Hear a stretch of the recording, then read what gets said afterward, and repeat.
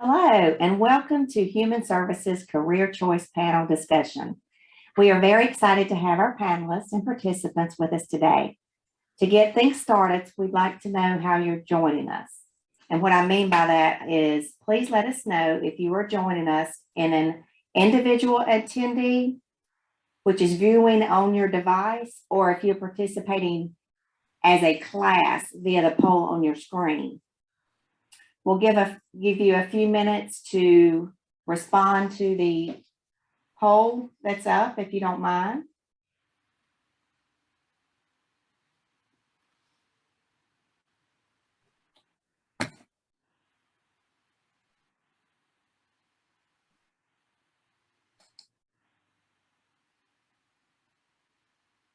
All right. So it looks like 97% are participating individually and 3% is with a class. So however you're joining us today, we hope you'll actually participate in the discussion. While you cannot chat with our panelists via the chat feature, you can and are encouraged to submit questions for the panel and or participant panelists. And it's via the Q&A feature. Submit your name or class name with your question and we'll read it along with your submission, or feel free to submit a question anonymously. There will also be a couple of polling questions like the one that we just completed a few minutes ago. Please submit your answers promptly to have your responses recorded. Now, without further delay, I'd like to turn things over to the panel's moderator, Ms. Lisa Watkins, and she's with Martinsville Henry County Chamber of Commerce. Thank you so much. And thank you all and welcome for joining us today. We're really excited to share information with you. We have a great panel here that is going to share information to hopefully help you with exploring some career choices. And so I just want to encourage you to truly participate with questions or comments that you have for our panelists so that they can address any of the questions that you have. So without further ado, I'm going to turn it over to our panelists. Our first one is Petrina Carter.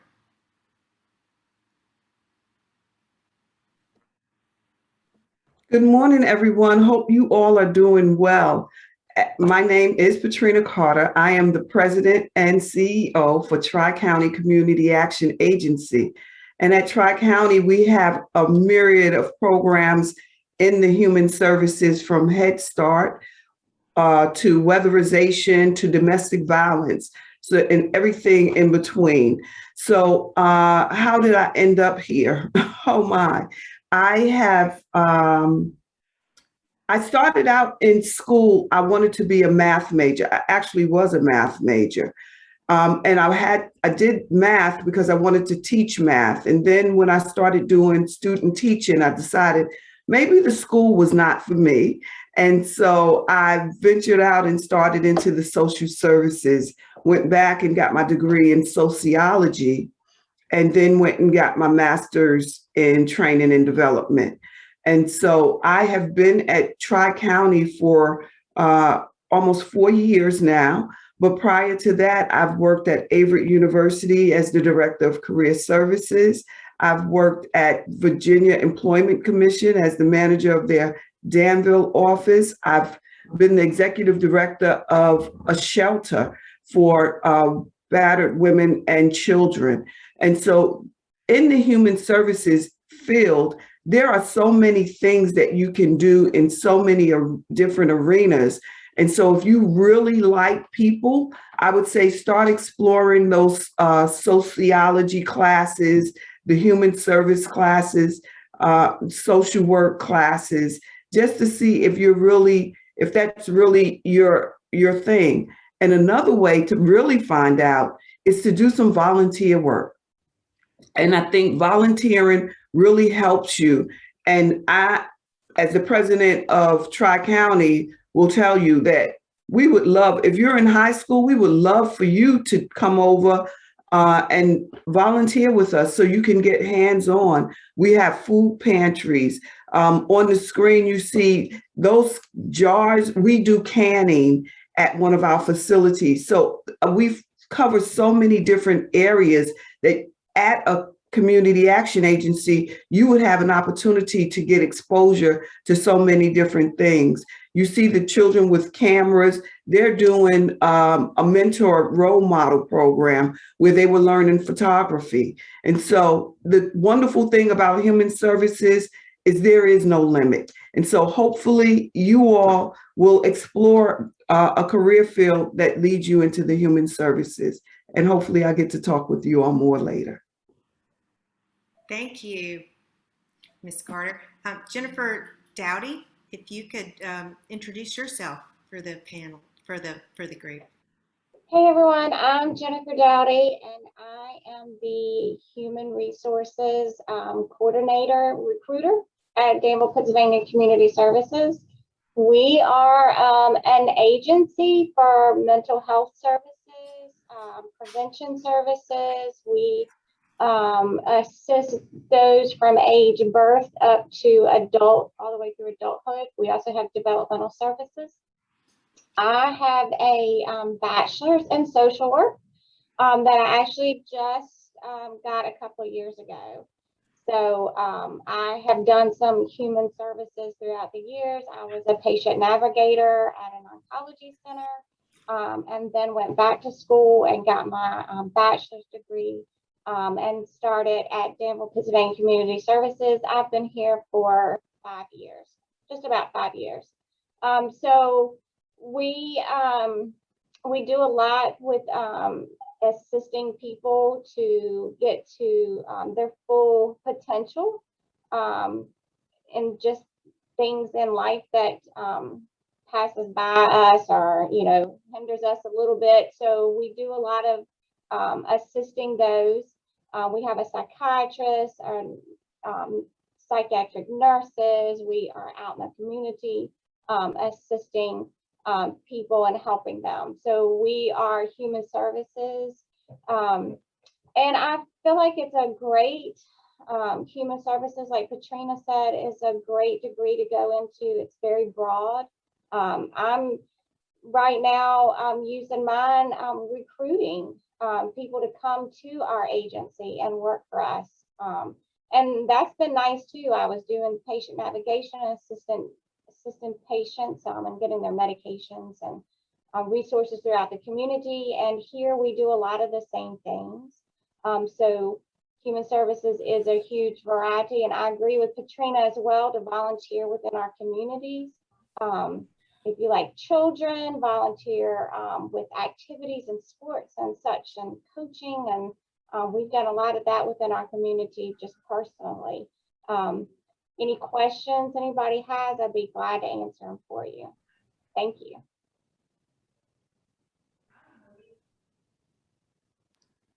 Thank you, Ms. Dowdy. James Goodman is up next. Good morning, you all. My name is James Goodman. I'm the employment specialist for Care Advantage. Care Advantage, we are a home care agency, the biggest home care agency in the Mid-Atlantic. So my job, I am a recruiter, so my job is to attract and retain high quality CNAs, PCAs, NAs. This job is a wonderful job. I've been in this role for 4 months. Prior to this, as likewise, Ms. Carter, I worked for the Virginia Employment Commission and I served as a workforce specialist there. But in my role as a recruiter for Care Advantage, again, my job is to attract high quality CNAs. So this is healthcare. Healthcare is extremely important, especially, you know, going through a pandemic. So we look for A's that are patient, that are compassionate. Our core values stem from compassion, attitude, respect, and excellence. So we expect our aides when they come on board to have those core values, and that's what I seek when I source and pre-screen candidates. I want candidates that are compassionate about not only the elderly, but people in general. So that's my focus. So if you're interested in healthcare, this is a great entry-level role, especially when you think about nursing. Nursing is always in high demand, and to gain appreciation, it makes sense feasibly to start off as a PCA, a personal care aide. Here we do a lot of ADLs, activities of daily living, toileting, bathing, and it really helps you gain appreciation if you decide to get into nursing later on. A lot of bedside care. So if you're interested in the healthcare field, we would love having you. We offer a PCA class free of charge, a qualified scholarship that we provide if you meet certain criteria. So if you're thinking about the healthcare field, trust me, a PCA is a great way to go. And then you can, of course, get your CNA, in turn, get your LPN, RN, MSN, nurse practitioner. The opportunities are boundless. But again, it makes sense if you're wanting to get into the healthcare field to become a PCA. So hopefully, turn 18, you can join us here at Care Advantage. Thank you. Thank you, Mr. Goodman. And last but certainly not least, our next panelist is Breann Strouth. Hi, I'm Breann Strouth. I am the program coordinator for Mecklenburg County YMCA. I work at both locations, the Clarksville and Chase City. I've only been in this position since the end of June, beginning of July, so I'm still very new, learning everything. I'm originally from another small town, so it fit right in.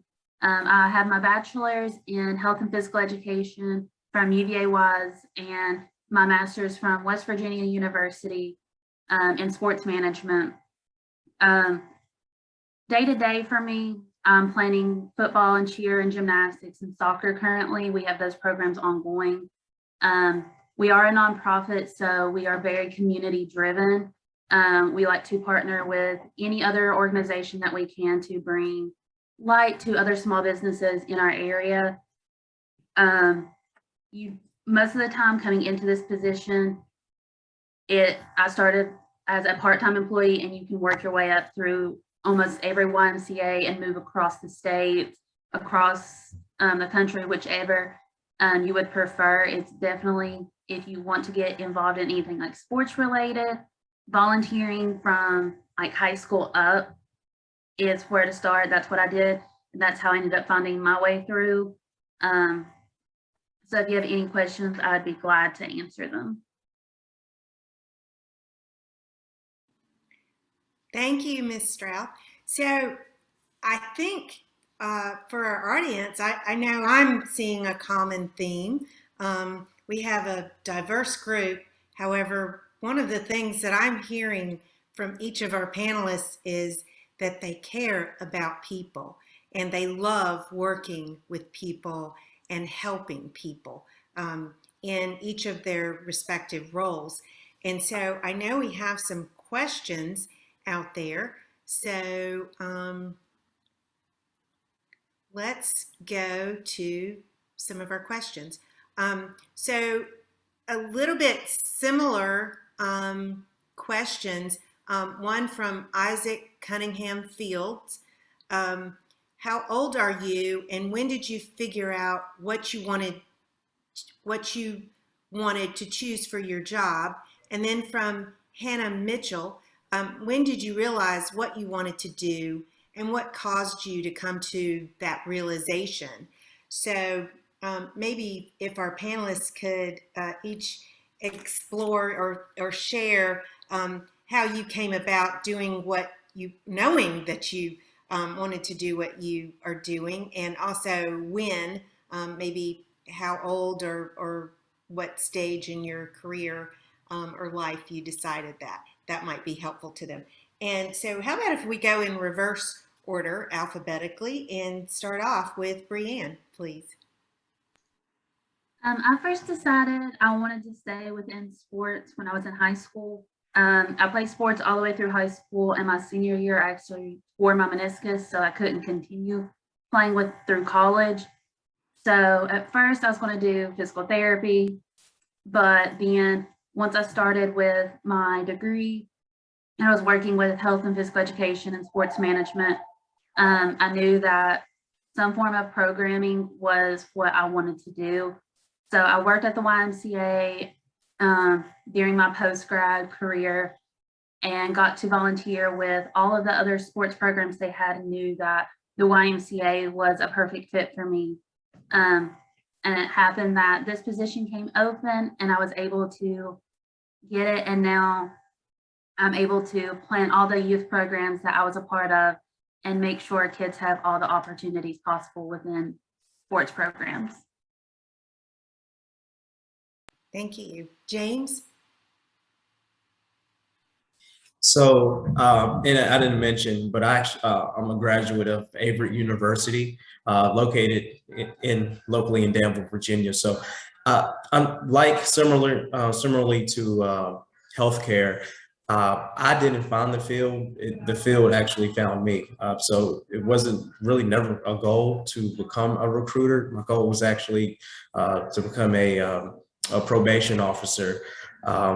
But after working for the Virginia Employment Commission, I realized that, I just have a fond love for people. And so with recruiting, you definitely have to have people skills and soft skills, and just, be a people person in general. So if you're thinking about recruiting, definitely you have to have a love and patience for people. But I love it. I love recruiting. Best job in the world, I believe, being biased. Thank you. And Jennifer? So I spent a lot of time. So like I said before, I got my degree just a few years ago. So non-traditional student, as they call it. However, I worked in the medical field for a really long time as a patient navigator, and I think I just always really enjoyed helping others and making sure that everybody has access to the same things out there. And a lot of people just don't know about it. And so that can be anything: medicines, healthcare, finding a job. You don't know what requirements positions our agencies or businesses need. Then we need to be out there telling everybody. And so I decided, after doing that for a long time, that I just wanted to take it a step further and go back to school and get my degree, so I could just do a little bit more. It just gave me a little bit better advantage of moving up, of having more opportunities. But staying within the human services, I just feel like I've always felt like that's just where I belong. Thank you. And Petrina? So when I was 18, I decided I wanted to be the president of Tri-County. No, I didn't. Absolutely not. It is, as James said, it sometimes careers find you. I was actually, as I stated, wanted to be a teacher. And then after getting into the student teaching, I was like, no, I'm not going to do well here. And I hope the way that I was treated by some of the students at the school that I was doing student teaching, you're not treating your teachers that way. I know you all are very respectful and loving of your teachers. So I knew that wasn't for me, but I just loved working with people, and started in social services in New York City. And then when I came to Danville, I started working in social services here. And the thing that I would say is, when I switched my degree in school, I decided I would take a year off. That year lasted 10 years. So when you go to school, don't take a year off, because they go really fast. And so one day my daughter said to me, you keep telling us to get a degree. Do you have one? And so I had to take my old self back to school. And so I did finish my bachelor's at UNC Greensboro. And then I did my master's degree at University of St. Francis in training and development. And so with that, I actually was at the domestic violence shelter because I used to volunteer there. And when I was volunteering, then I was offered the position as a program manager. And from program manager, I became the executive director there, and then moved on from there to Averett University. And I was in the director of career services. And then someone out in the community doing business meetings, they were like, well, they're looking for a manager here. You should try it. And so I ended up with the state. And then I do training on the side. That's my side gig, where I do training and development. And I did training for a group at Tri-County Community Action. And they said, we're looking for a president. You should apply. And so I ended up, so I still do volunteer work, but I'm not going to look for any more positions. I wasn't looking. But so sometimes just getting out in the community and volunteering can turn into your next career choice. Thank you, panelists. So we're going to try to address a few more questions with the time that we have left. So what I'm going to do is try to combine some of the questions. So from Hugh Logan, OT Bonner Middle School, what are the things you see in human services? And I know that varies for each of you. And then from Abigail Cruz, what is the hardest part of your career or job? And then another attendee asked, what is the best thing about your job? And let's see. I think that's it for combining questions for that round. So if we could maybe start back with Petrina, if you'd address what are some of the things that you see, and also probably the best thing about your job, and then just some of maybe the hardest thing about your job for each of our panelists.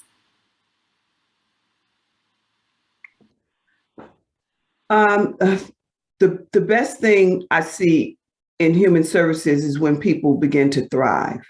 And the worst thing is when you want more for people than they want for themselves. And so, again, with my agency, we do Head Start. So we're working with babies 3, 4 years old, and seeing them catch on to the concepts, and they're learning and they're thriving in their classrooms. And we not only work with the children, we work with their families to set goals. And so when the family as a whole starts to thrive, that is just exciting. And I always say in the human services field, if you are looking to be rich, then this is not the field for you. If you're rich, want rich in dollars, but if you want rich in spirit, there is no paycheck that will ever pay you more than when someone walks up to you and says that something you did changed their life. That will just stop you in your tracks. And that has happened to me more times than I can count. And so that tells me that I am doing good work. And so that's my story. Thank you. Jennifer?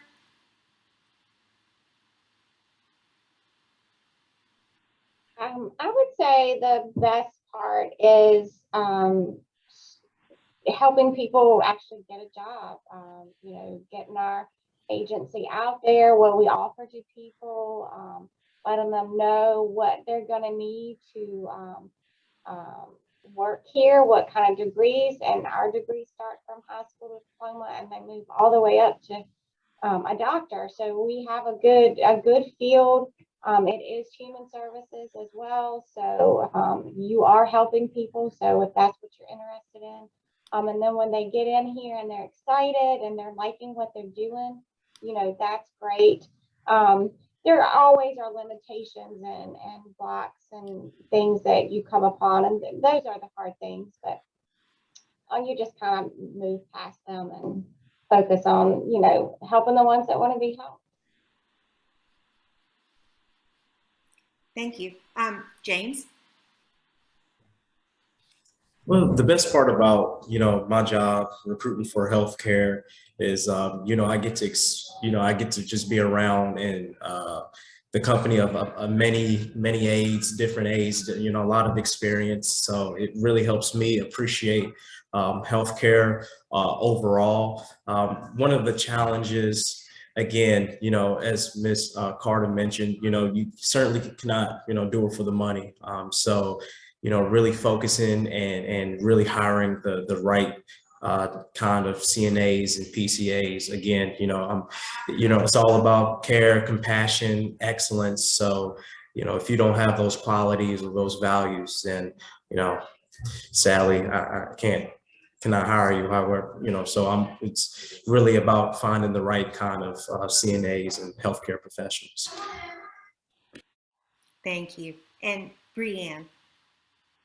I would say the best part of my job is watching the kids grow up through our programs. We have multiple kids that start our programs at 2 years old and are all in our programs until either middle school, elementary school, and with our gymnastics program, they're in our program until they graduate high school. And a lot of them are student teachers for us now. So having the kids grow up throughout our programs, and then they want to turn around and give back to the Y because the Y has given them so much throughout the year, and seeing the progress they make in each individual sport and as a person is definitely an inspiring thing.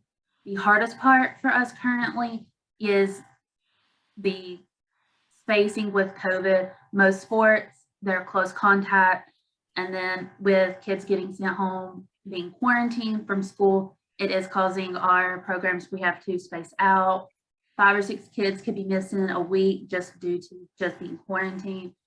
So I would definitely say that COVID has been our hardest issue when it comes to our programming, just because if you miss, like with our football program, we have 14. If 5 miss, we can't play for that week. So that's just been the biggest issue for us currently, is how to handle it with COVID, but continue our programs to give back to the kids of the community. Thank you. So we have about 8 minutes or so to wrap up any questions. And thank you so much, students, for these awesome questions. You all are on the ball this morning. So I'm going to try to whip a couple of these into one question. So let's see.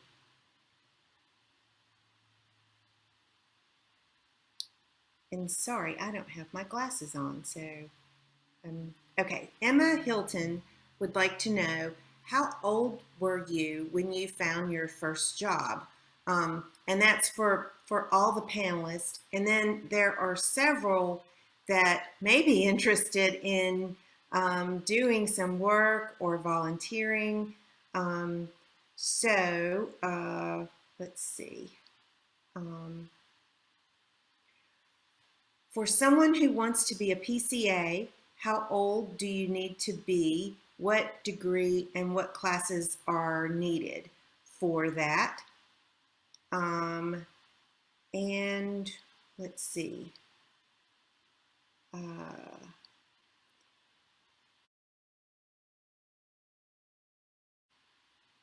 Breann, you touched a little bit on how COVID has impacted your job. And for Gabrielle Custer, she'd like to know, what age do you have to be? And I thought I saw one more. So if you all could maybe address if you have a minimum age requirement for either volunteering or coming to work, that would be helpful. And then maybe tuition cost or training cost to be able to do the careers that you do or ones in your organizations, and maybe how long. If we could try to combine that into a quick 8 minutes of responses. So Petrina, would you mind starting us out? Usually to be employed, you have to be 18. We have offices, we serve Halifax, Mecklenburg, and Charlotte counties. And we already have Halifax students who come over to our Head Start and work in our classrooms. And we also have, we would love to have apprentices, and we may do some paid, and this can be under 18, for our weatherization and our home repair program. We're trying to start to train people hands-on in those fields because we realize there are a lot of people who are not there. And so how old you have to be to volunteer, there is no minimum age. My agency would definitely take you if you're in the Danville area. Pittsylvania County Community Action Agency is a sister agency that does a lot of the same things that we do. You could volunteer there. In Danville, there's the nonprofit network. They can connect you with nonprofits throughout the city of Danville, Martinsville, if you're interested in volunteering. I will tell you that volunteering, as I told you earlier, really was the way for me to get a lot of the positions that I now have. In the human services, that volunteer work is going to help you, especially if you have to get the certification in human services. A lot of my positions don't require it.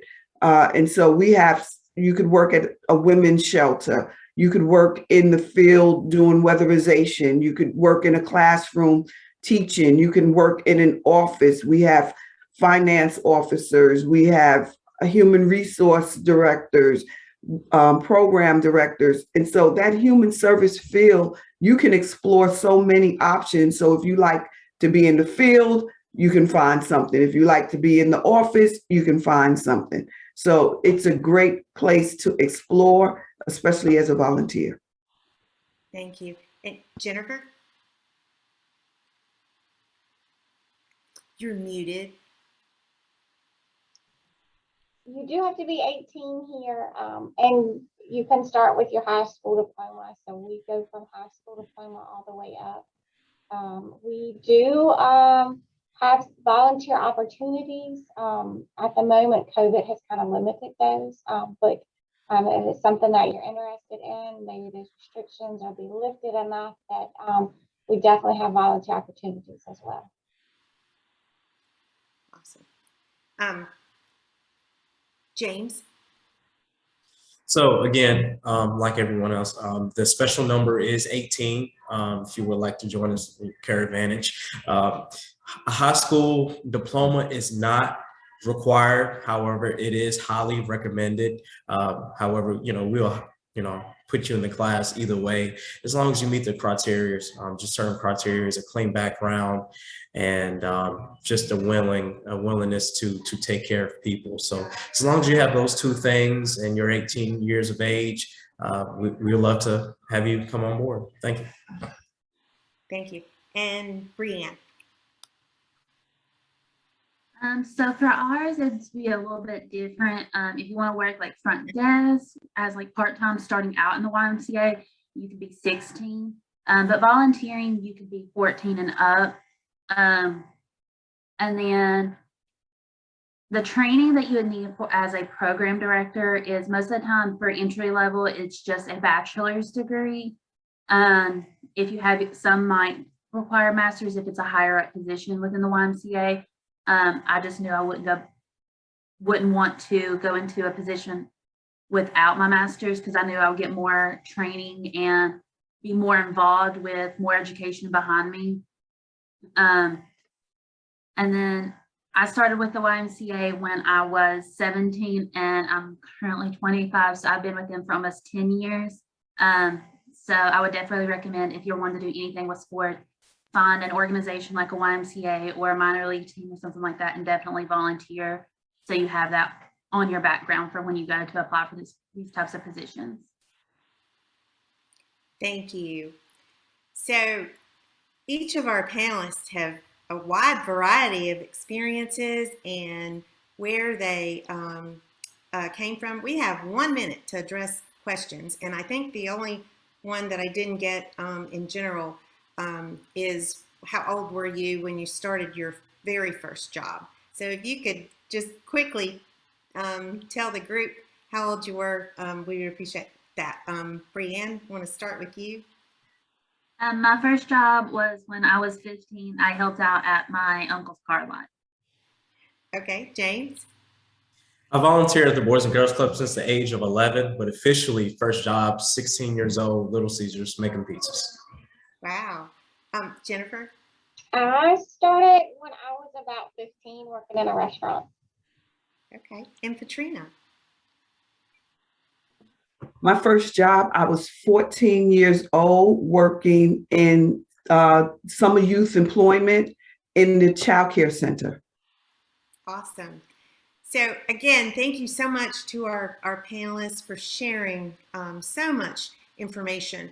I know that we did not get to all of the questions, those wonderful questions that you all have.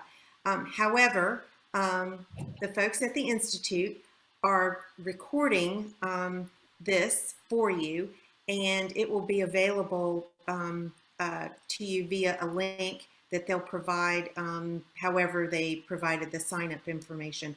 And so they're going to pass on questions that weren't addressed this morning. They'll be passed on to the panelists, and then their responses will be shared as well. So hopefully you'll come back to the platform to see any of the responses to questions that we didn't have a moment to address this morning. So before we wrap up, I'm going to ask each of our panelists to share their best career advice with our students and teachers who are listening in. So if we could start out with Breann. The best advice I would have is once you find something that you love and you know that that's going to be the career field that you want to be in, find ways to volunteer so you can make sure that is the field that you want to be part of. Like I mentioned earlier, I thought I wanted to be a physical therapist. I went in, shadowed, and I found out it wasn't for me. Turned around and started shadowing the program director at my local YMCA and found out this was the field that I actually wanted to be in. So I would definitely recommend shadowing of some form to make sure that is the career field that you love, and then volunteer as much as possible. So that way you always have that experience in your back pocket in case you ever need it. Thank you. James, would you mind sharing? Yes, ma'am. So my best advice, every year, really ponder and deeply consider your career field. You know, at least have options prior to, you know, going to college or VOTEC, especially, you know, at a university level. It saves you a lot of money not switching majors every semester. So really now in middle school, high school, freshman, sophomore year, really sit down and contemplate and think of your career field, or at least have options. It'll save you money in the future. Thank you. Jennifer? I think setting goals is very important when you're searching out your career field, or, you know, school, college, any type of a trade. Setting goals, making them tangible goals, and then, you know, making the goals a little bit harder and seeing how far you can go with yourself. And when you reach those goals, you know, getting a satisfaction in that you're working hard and you're achieving things, and that you can do things that are hard. Absolutely. And Petrina?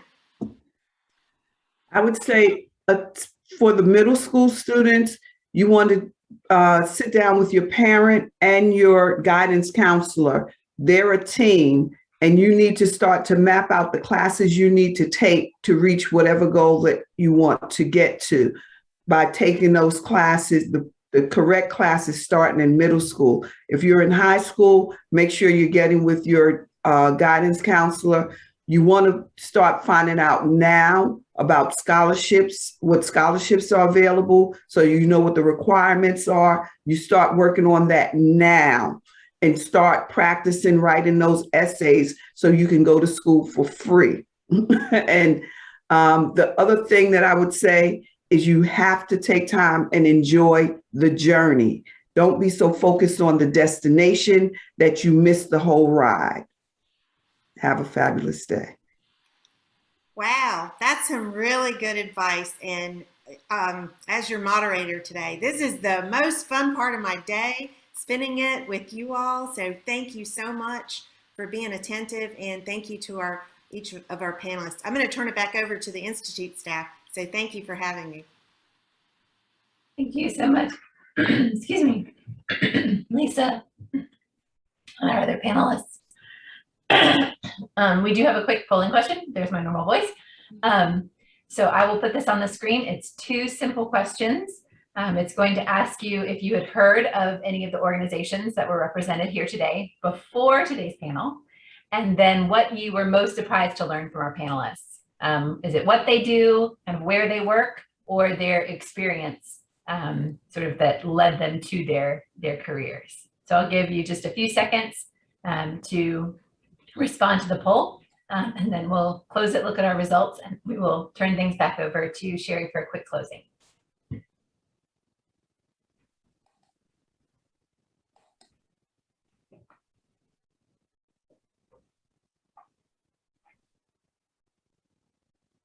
We've got a good number of answers. I'm going to give about 5 more seconds. We'll see how fast everybody can click.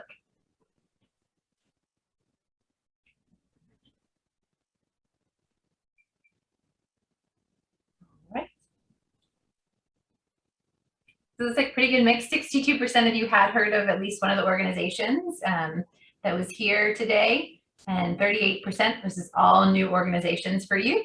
And then this has been a theme for us for all of our sessions. 65% of you were the most surprised to sort of learn about the experience of our panelists. So awesome. Thank you all to our panelists for sharing your experience and the other information you shared with our students. And I'm going to turn things over to Sherry. All right, students, we hope you are exposed to some new careers and organizations in our region today. You can continue your career exploration through Major Clarity and the Career Choice website and activities. Remember, the more you engage, the more you earn. This panel counts as an activity towards Career Choice gear, as do the other panels, the scavenger hunt and the survey, which is coming Thursday. Thank you to our moderator, panelists, teachers, and sponsors who made today's discussion possible. We couldn't bring Career Choice to our regional students without you. Here's hoping that we get to see you all, business students, teachers, back in person next school year. Thank you.